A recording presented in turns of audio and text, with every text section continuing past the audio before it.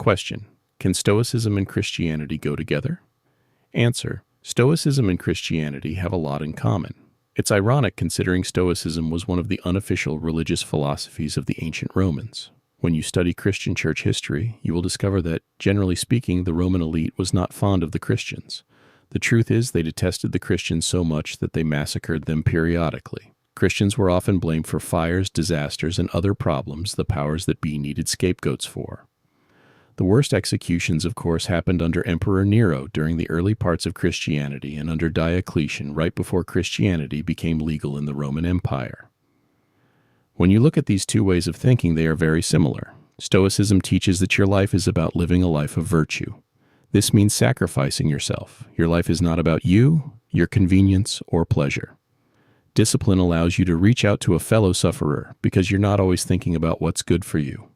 What matters is the kind of life you're living. Are you intent on living like an animal whose only concern is to feed, drink, and have sex? There's nothing more to an animal's life. While Christianity teaches that we should all bear our cross and to suffer if we believe in Christ, the world will tempt you to think that happiness can be found in possessions, power, and reputation, but real happiness can only be found in a deep relationship with Jesus Christ. The Bible drives home this point with its many stories of people discovering heaven after giving up everything they own.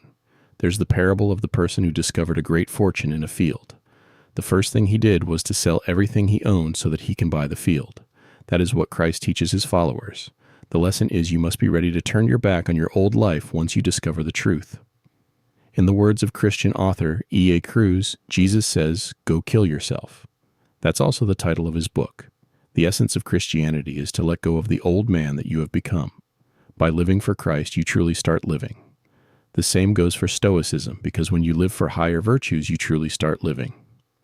Pleasure is not the goal of life. There is something bigger, higher, and nobler than pleasure. If your number one goal is your pleasure and safety, your idol is yourself. People around you are mere reflections of yourself. Christianity turns this mindset on its head.